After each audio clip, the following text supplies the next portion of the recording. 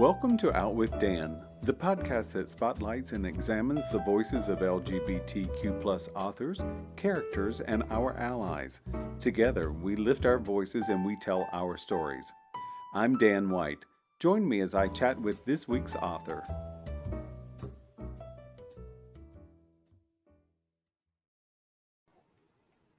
Hello and welcome back to OutWithDann. I'm excited to talk to Benjamin Stevenson about Everyone on This Train is a Suspect. Welcome back, Benjamin.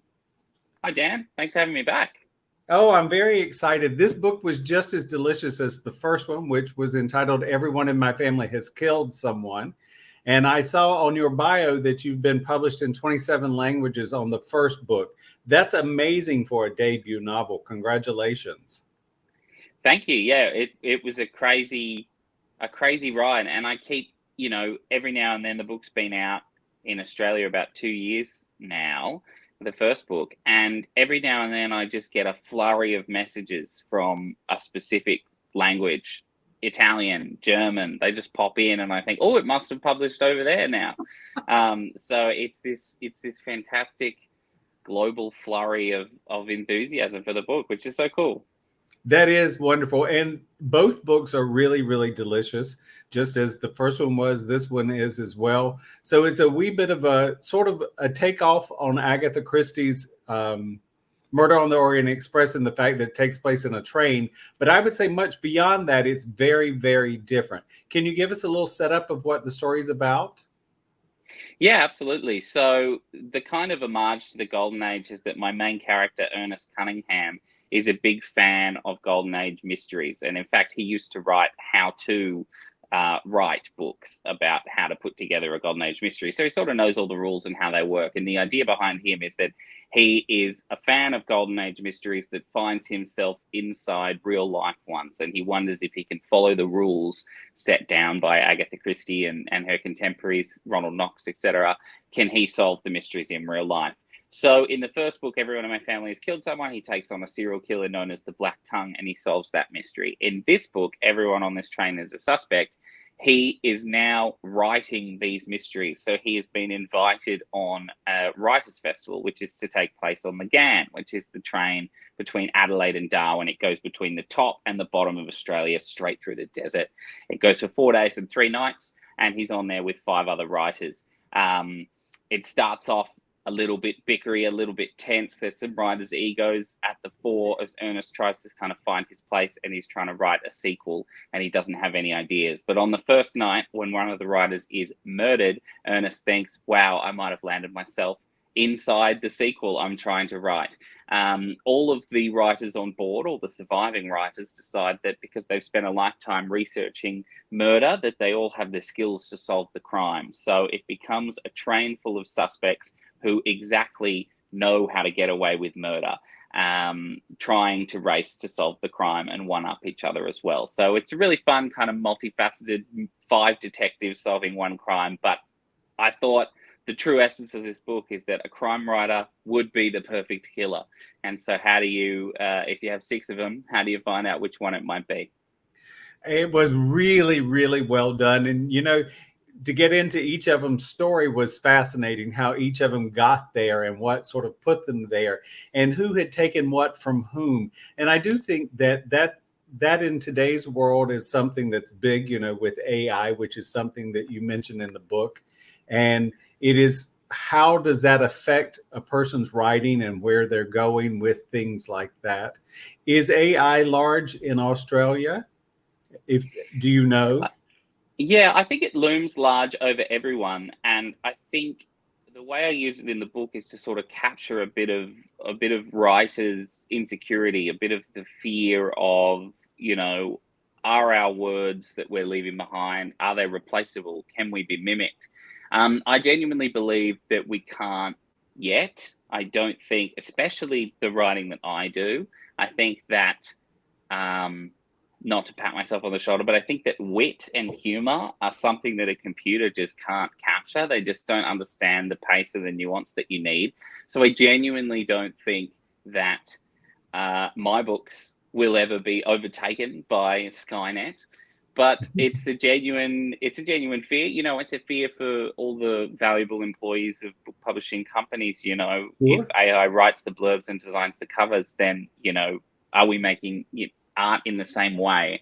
And I think that's an important discussion, and so it comes up in the book between the writers as well. And I thought you handled it very well. It wasn't a preaching, it wasn't a for or against. It was simply interwoven into the story, which was a good thing.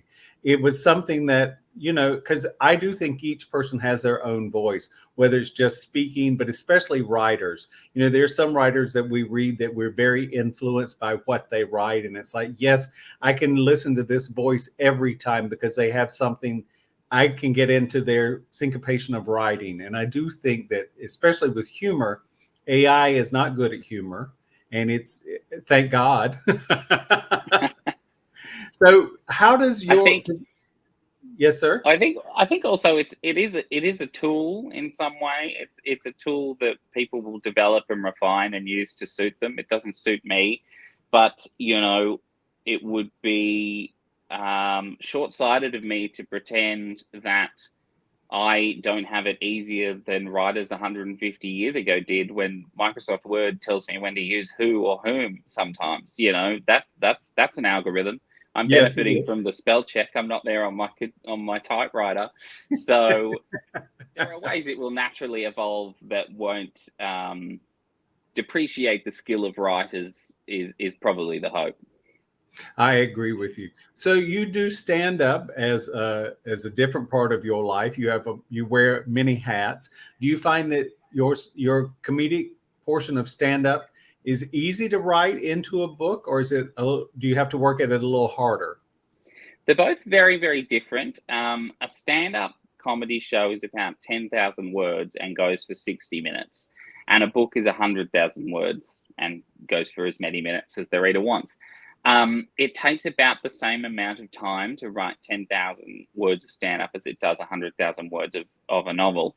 Um, but comedy is all about pace, and it's all about word economy. And so I think there are parts of my books where it really benefits from those stand-up skills, particularly when you're writing crime fiction. You know, the pace and the tension that you can put in a room, and when you break the tension, you're breaking it for different reasons, but that's how you get a laugh in comedy, is by breaking tension. So all of that kind of really forms itself really naturally. But I will definitely spend, you know, I'll spend a whole day on two sentences if it's what I call a punchline sentence. It doesn't necessarily have to be a joke, but sometimes they're jokes, sometimes they're the chapter ending cliffhangers, sometimes it's the and then the murderer is, you know, you want those sentences to be perfect. So the punchline sentences, I'll spend a whole day on 25 words, and that's like writing stand up. That's the kind of the lengthy kind of process. But I find them quite different in that when I get burnt out on one, when I'm writing jokes and I don't feel funny, then I think, well, maybe I'll go to my laptop and kill a few people, and it kind of keeps both sides of the brain going. I find that most people who know me in real life know that I'm a bit of a clown and rarely am too serious. But yet I find myself watching Law and Order, the same episode repeatedly. I already know who's going to die. I'm just going to enjoy it one more time. Or a bad day at work gives me a night of Die Hard movies, because it's like somebody has to pay for this. Oh, absolutely. Yeah.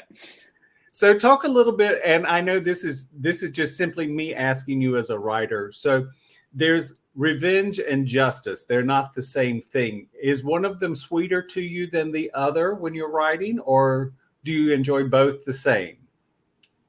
Oh, that is a great question. So, one of the key things about writing golden age style mysteries for me is justice. And I think that that's what make golden age mysteries popular these days. They're sort of coming back a bit because the bad guy or girl will be, you know, they'll be caught. They'll receive their due punishment. And the good guy will get it all back to the status quo. Also, often the villains in Golden Age murder mysteries aren't the nicest people, so it's not quite as grim as to compare it to kind of crime fiction of the early 2000s, mid 2000s, where it's always the pretty blonde girl is the victim in the opening. It's slightly different in the golden age. A reprehensible person is killed by another reprehensible person. So there's a certain comfort in that bad people do bad things and the good people kind of, restore society's sense of justice. And that's really important when you're writing golden age mystery. Now, if you did it all like that, it would be too predictable. So I don't go all the way down those lines, but a sense of justice is very important to the books. And that definition can be sort of moved around. The way that Poirot handles several of his cases comes down to a certain point of moral justice without spoiling a couple of them. But so that is very important to me. But it is way more fun to write revenge. Characters wanting revenge on other characters, simmering resentments and hatreds and how they can bubble over and how people will react to that is really, really fertile ground for a writer. So I love setting them against each other. And that's what's so great about a train, is that no one can get off. So I put 6 people on there who all have backstories and squabbles and histories, and I just see what they do to each other, and that's really fun for me. So revenge is way more fun to write. Well, and I this came to me when I was reading, because so many of your characters sometimes have even both of them as a justification for why they might have done it. And I found as a reader that was something that was very interesting to me, because you do think of justice as being almost right, where revenge is almost always wrong. Yet at the same time, I enjoy reading both, and have enjoyed reading books that were focused on revenge solely. It just depends on, if the writer does a good job and I get invested in it. So, yeah, the key is the reasons why people are wanting to commit murder, both your murderer or murderers and all the red herrings. They have to all be absolutely convincing. And that's what it comes down to. So even if it's something that is unjust, it has to be something that I, as a reader, when I'm reading it, I can relate to. I can see why you went to that length. And if you can get there, and if you can get there on every character's arc, what do they want and would they kill for it? And if the answer is yes, then you've got 6 red herrings. And really, I don't do this because I plot out my books at the start, but really, if you write a book like that, you can pick any of them. And that's how Agatha Christie did it. She'd just write, and then it would be the person that she picked near the end, or anecdotally anyway. And so that's really valuable because it makes your red herrings really strong. So a red herring can't just be a guy in a trench coat standing in the corner who's a bit creepy. No, it has to be someone that wants something, and it has to be something that they're willing to kill for. And if you believe that all 6 suspects are willing to kill for what they want, then the writer can choose any of them, and it will almost always be a surprise. So that's what I really strive for. And it's interesting like that. I will say, I'm not going to say whether she did it or not. I was really hoping it was Simone for my own personal reasons. There was something I don't know. I sort of wanted to see her strung up at the end of the book. So Simone is absolutely one of my favorite new characters in this book. So she's the literary agent. So she's Ernest's literary agent, and she's on the train to sort of hustle him up in writing, but she's also trying to make some deals on the side. She's got some other stuff going on as well. And the funny thing is, I handed in this book and my agent was the first person to read it. And I said, just so you know, you're not the agent. The agent is a very unique individual and it's not you. And then the second person to read it is my publisher. And the publisher in the book, Wyatt Lloyd, is a real piece of work as well. And so the second person to read it is my publisher. And I said, just so you know, it's not you. So it seemed to be the running theme. That was a lot of fun too, because it does keep the reader guessing, because there was enough bad going on with your characters that you were like, yeah, it could be any of them. And I do. So one thing you did, which I laughed straight out loud, is Hatch says, does it always take this long to get it out? And all of them responded yes in unison. And I thought to myself, if Marple and Poirot and Holmes were all sitting there, they would have said, yes, we have got to tell the entire story, not just a little bit, but the entire story. So that was a great deal of fun. Oh, that's great. Yeah, that's one of my favorite lines as well. Did you have a favorite character?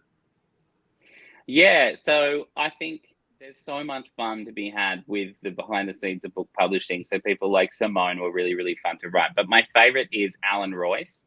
And he is a sort of semi-washed up paperback airport thriller writer. And he sort of can't let go of the fact that he's the old guard, and his ego kind of spills over into almost all of his conversations with Ernest, whose books he doesn't respect at all. And I really like what I like to call a literary punching bag. I think they're a lot of fun to write when you can just have someone that automatically every scene they're in is going to be fun, or they're going to say something daft, or they sort of push against the expectations of the plot on the book and of civility itself. And in the first book, that was a fan favorite character called Andy, and Andy is Ernest's uncle, and he's a gormless kind of dorky man, but he's also very what's the word I'm looking for? People found him really lovable, like in that kind of sort of hopeless way. So people really liked him. So he's good. He's really good comedic mileage for his dorkiness, but at his center, he's got a bit of charm, and people kind of like him. And he's actually back in this book because people liked him that much. He's got a couple of cameos. But Royce is the literary punching bag that has no redeeming qualities. So every time I'm doing something on the page to Andy that I think is a bit mean in the first book when I was writing it, I'm like, oh, I love Andy. Oh, poor Andy. And yet it's funny and it goes in the book. But Royce, I'm like, yeah, stick it to you. No sympathy. I love that. So I have to, that leads into asking, have you been to very, very many literary conferences? Yes, and I absolutely love them. They're all way less murderous than this book portends them to be.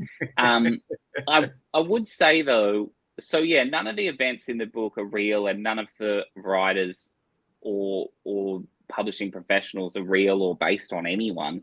But I will say that I've been in the arts sector, performing arts, stand up, backstage across a whole bunch of things, as well as writing and literary festivals.